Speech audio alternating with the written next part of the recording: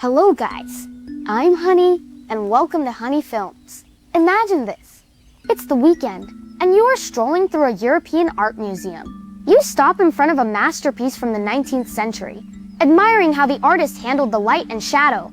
You are especially captivated by that deep, rich, translucent brown color. It makes the shadows look so real. Now, what if a tour guide leaned in and whispered, "That beautiful color? It looks so good because it's mixed with the crushed remains of a 3,000-year-old Egyptian corpse."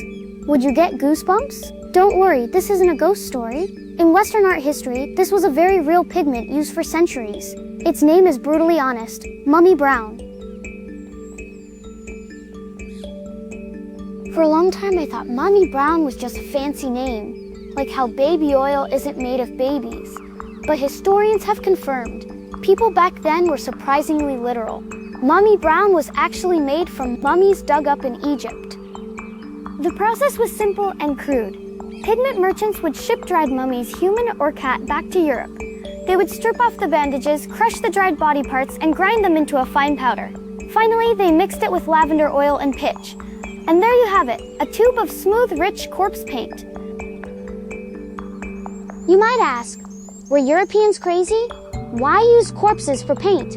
The reason is practical. It just worked too well. Before modern chemistry, painters struggled to find the perfect brown. Earth minerals were too dry and hard to blend. But mummy powder, rich in ancient resins and flesh, had a unique oiliness. It was somewhere between burnt umber and raw sienna. It was incredibly transparent, making it perfect for glazing shadows and skin tones. They say painting skin with mummy brown gave it an eerie, realistic fleshy look, which makes sense because the paint was literally flesh. From the 16th century on, it was a hit. Art shops would advertise, "Fresh shipment of Egyptian royalty, high quality, selling by the ounce." The craziest part is that many painters used it for years without knowing the truth. They thought mummy was just a name for a type of mineral. There is a famous story about the British painter Edward Burne-Jones. He loved this color. One day, a friend told him, "You know that brown you love? It's actually ground up dead people." Burne-Jones was horrified.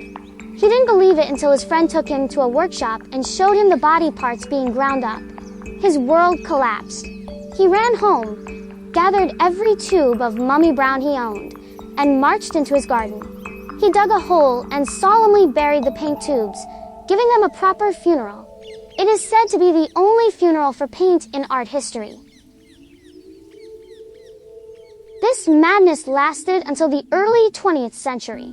It didn't stop because people suddenly felt it was unethical. It stopped for a much more awkward reason. We ran out of mummies.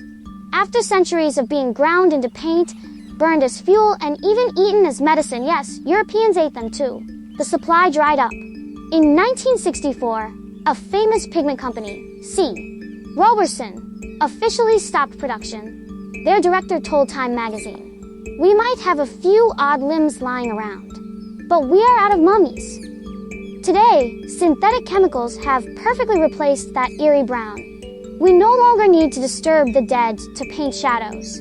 But next time you stand before a classical oil painting, looking at those deep, dark backgrounds, take a closer look with a bit of respect, because that isn't just art. Those are lives that once breathed, loved, and lived. In a strange way, they have achieved immortality, right there on the canvas. Thank you for watching. If you enjoyed this journey, don't forget to like and subscribe to Hunnie Films. I'll see you in the next video.